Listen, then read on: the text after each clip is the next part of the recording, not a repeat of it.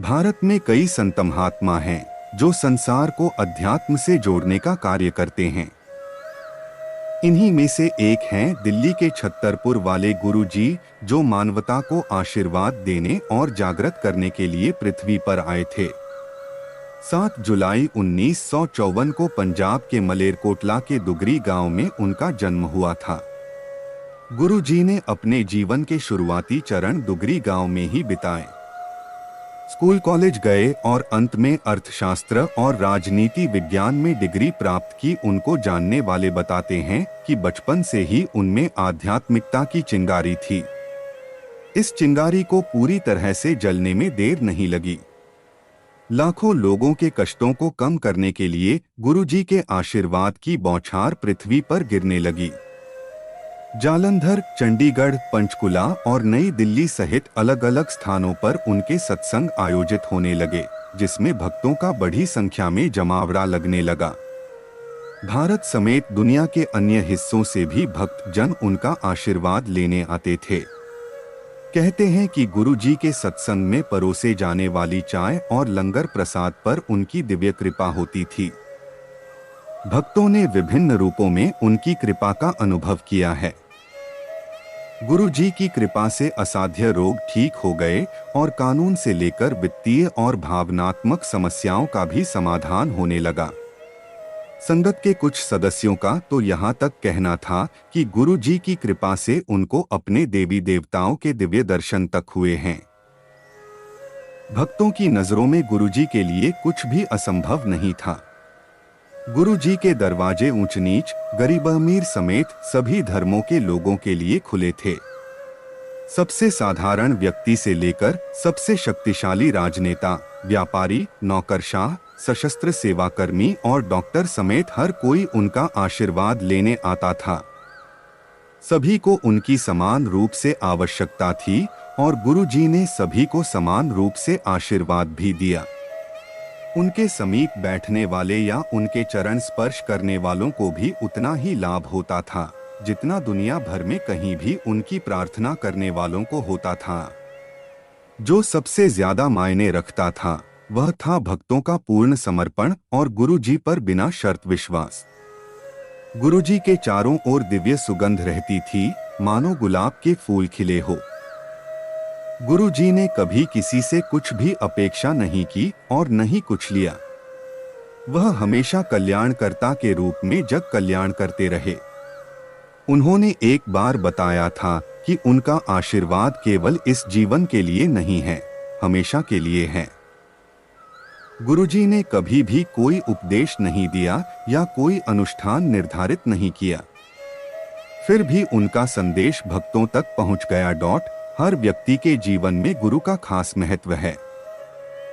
चाहे हम दुविधाओं में हो, समस्याओं में हो या उत्साह में, गुरु की वाणी और उनका मार्गदर्शन हमारे जीवन को गति और सही दिशा प्रदान करता है।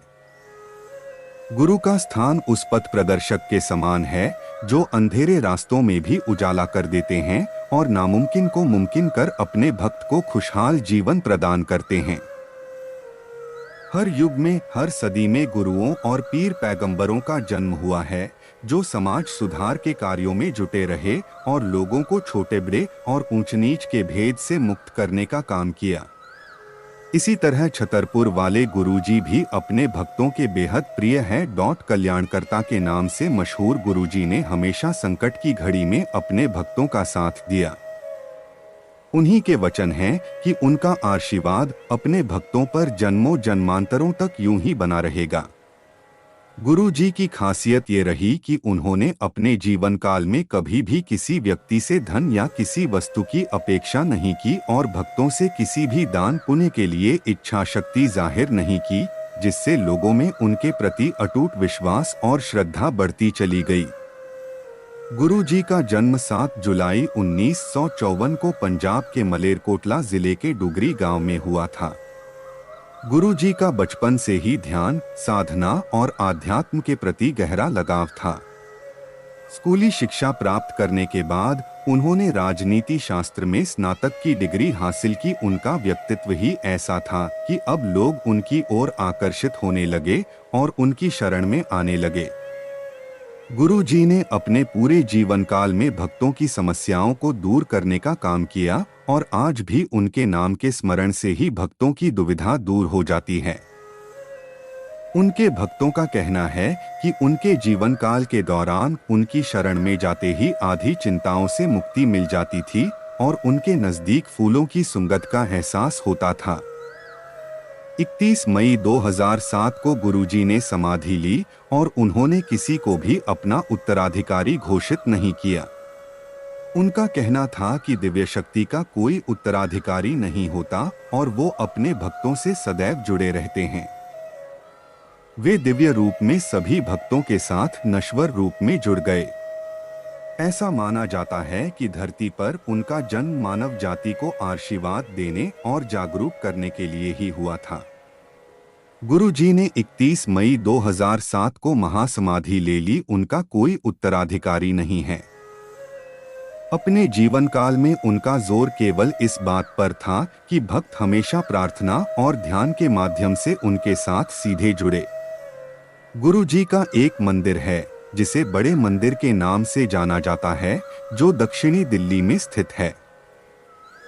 आज जब गुरुजी अपने नश्वर रूप में नहीं हैं, तो भी उनके आशीर्वाद चमत्कार कर रहे हैं। उनकी कृपा उन लोगों पर समान रूप से पड़ रही है जो अपने जीवन काल में उनसे कभी नहीं मिले। गुरुजी का आश्रम दिल्ली के छतरपुर इलाके से कुछ ही दूरी पर स्थित है, जहां रोजाना हजारों भक्त पहुंचते हैं और गुरुजी के आश्रम में अपनी हाजिरी लगाते हैं। चाहे कोई अमीर हो या गरीब, हर कोई गुरुजी के दर्शन के लिए पूरी श्रद्धा से वहां पहुंचते हैं। अगर आप छतरपुर वाले गुरुजी के दर्शन लिए उनके आश्रम जाना चाहते हैं तो मेट्रो, ऑटो या बस से आसानी से वहां पहुंच सकते हैं। उसके बाद वहां से आप ऑटो करके उनके आश्रम तक पहुंच सकते हैं। वहां गुरुजी के आश्रम से हर कोई वाकिफ है और वहां जाने